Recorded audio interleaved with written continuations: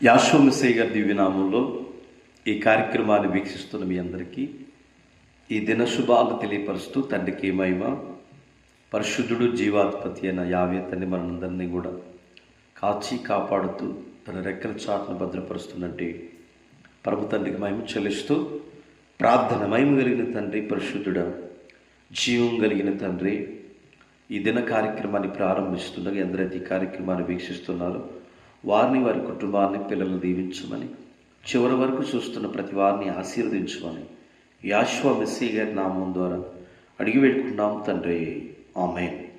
మంచిది పిల్లరా, పాట విందాం. తండ్రికి మహిమ కలుగును గాక. హల్లెలూయా, హల్లెలూయా. యాషో మెస్సయ్యకి మహిమ కలుగును గాక. హల్లెలూయా.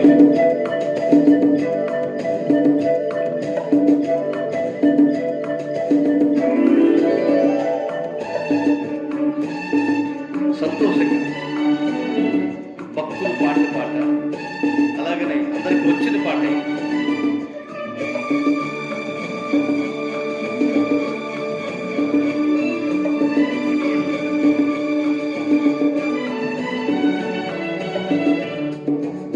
కలవరపడినే కొండల వైపునా కన్నులేతుదునా, కొండల వైపు నా కనులెత్తి కొదువతో నేను కుమిలిదనా. కలవరపడినే కొండల వైపు నా కన్నులేతుదునా, కొండల వైపు నా కనులెత్తి కొదువతో నేను కుమిలిదనా.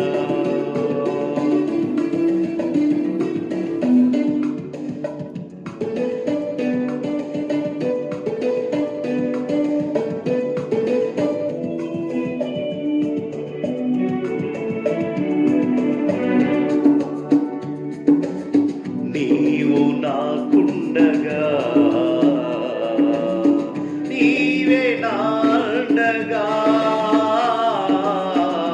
నీవు నాకుండగా, నీవే నాండగా, నీవే నా, నీవే నా, నీవే నా, నీవే నా ఆత్మదాహము తీర్చిన, ఎమ్మడించిన బంధవు. కొండల వైపు నా కనులెత్తి కొదువతో నిన్ను కుమిలిదనా.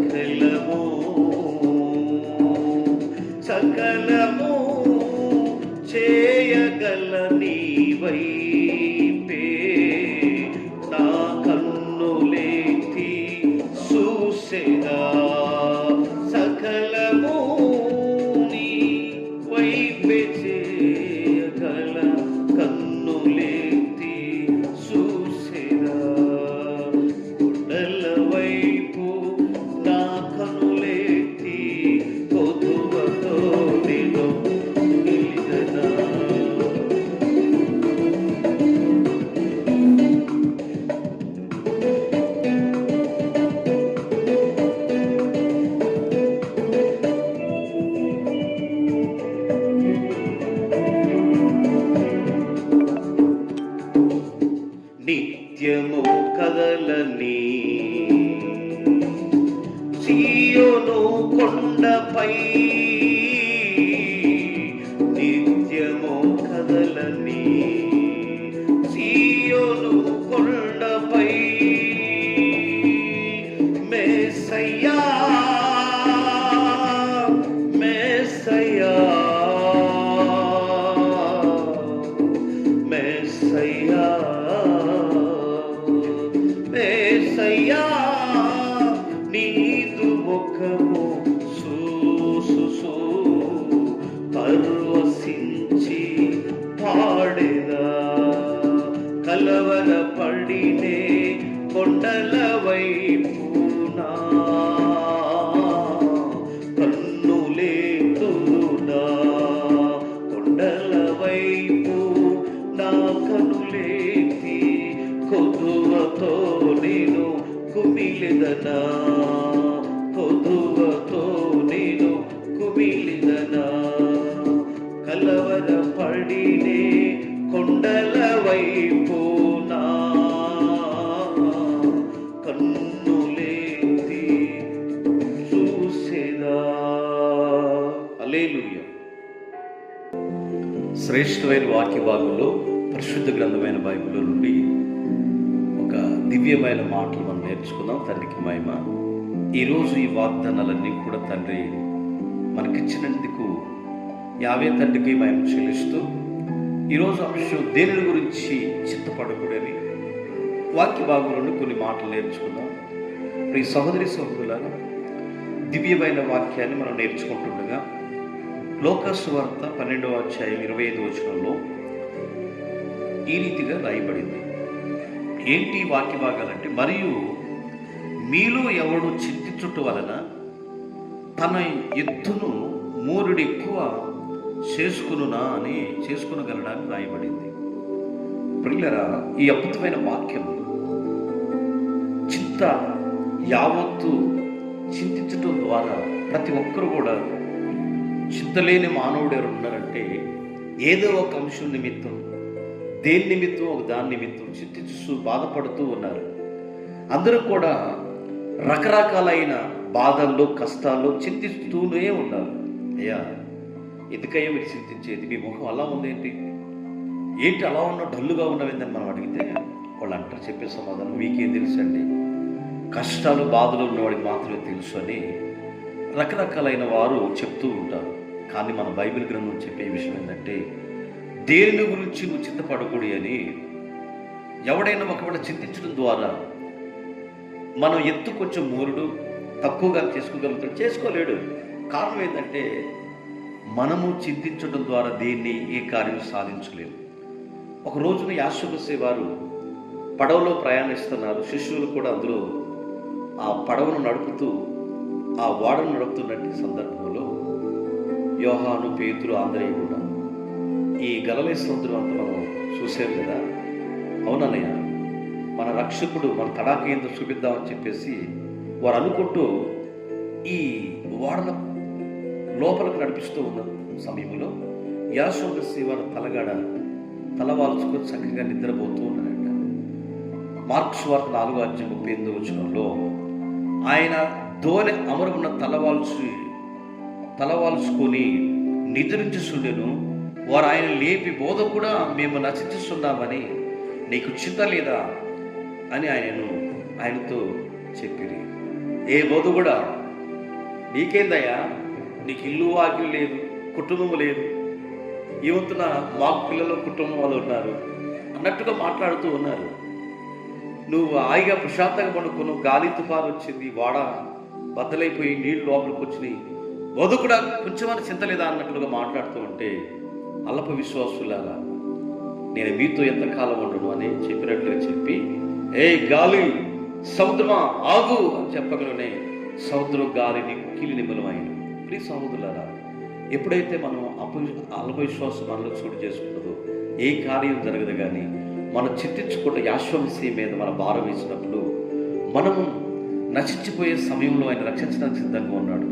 ఆ నెమ్మది, శాంతి, సమాధానం మన చింతలన్నీ ఆయన మీద ఏమని చెప్పేసి మత్తయి సువార్త 6వ అధ్యాయం 38వ వచనంలో రేపటి గురించి చింతపడుకుడి, రేపటి దాని గురించి దాని సంగతుల గురించి చింతించుకుడి, ఏనాటి కీడు ఆనాటికనే రాయబడింది. కనుక మనం ఏ రోజు కీడు ఆ రోజే, రేపు ఏం తిందాము, ఏం తాగుదాము, ఏమి ధరించుకుందాము అని నువ్వు భయపడాల్సిన పని లేదు. నీకు ఏది కావాలో యాశమస్య పరలోకం తండ్రి నువ్వు కష్టపడి పనిచేస్తే నీకు ఖచ్చితంగా ప్రతిఫలం జీవితం నీకు వస్తుంది. కనుక ఈరోజు మనం కష్టపడి పనిచేసిన ఎడల కష్టార్జితాన్ని తగిన ప్రతిఫలాన్ని యావేతని మనకి ఇస్తాడని దీని ద్వారా మనకు అర్థమైంది. 1 పేతురు పత్రిక 5:7 ఆయన మిమ్మల్ని గురించి చింతిస్తున్నాడు కనుక మీ చింత యావత్తు ఆయన మీద వేయడని ఈ వాగ్దానం తెలియపరుస్తాం. మన గురించి ఆయన చింతిస్తున్నాడు కాబట్టి మీ చింత యావత్తు ఆయన మీద వేయండి. ఆయన అమరంలో ఉన్నాడు, నీకెందుకు బాధ? నీ ఎత్తు నీ ఇంటికిలో లెక్కించబడి నీకెందుకు ఆ కార్యం జరిగిందంటే జరగదా? పాస్టర్ గారండి నిజంగా మావాడు పాస్ అవుతాడా? రకరకాలైన చింతలు వారి మీద ఉన్నాయి కాబట్టి మీ చింత యావత్తు యావే మీద ఏమని చెప్తా ఉన్నాడు. కనుక దేని గురించి చింతపడకమని, రేపు సంగతుల గురించి చింతపడకమని చెప్పాడు. కనుక ఈ సహోదరులు యెరూషలేము ప్రాంతానికి అప్పుడు తరచుగా వెళ్తున్నాడు యాశమస్య. వెళ్ళే ముందు ఆయన ఎప్పుడు యెరూషలేముకి వెళ్తూ ఉంటే ఆ యెరూషలేము మార్గాన ఒక ఇద్దరు అక్కా చెల్లెళ్ళంట యాశమస్య వారిని ఏం చేశారంటే, యాశమస్యని అయ్యా బోధకుడా మా ఇంటికి వచ్చి ముందు అన్నం తినరాదండి, ఆహారం తినరాదని చెప్పిన రీతిగా చెప్పి ఏమంటాడంటే, అక్క చెల్లితో చెప్తుంది, అక్క బోధకుడికి ఆహారం పెడదామంటే పెడదాం పిలవనంటే పిలిచి వచ్చారు. అక్క డైరెక్ట్గా వంటగదికి వెళ్ళింది. చెల్లి యాశమస్య వారు ప్రభు పాదాల దగ్గర కూర్చొని ఉండగా ఆ అక్క పనిచేస్తూ వచ్చి, ప్రభు ఆ బోధకుడా నా చెల్లి నీ దగ్గర కూర్చోబెట్టుకున్నావు కదా, నీకు చింత లేదా?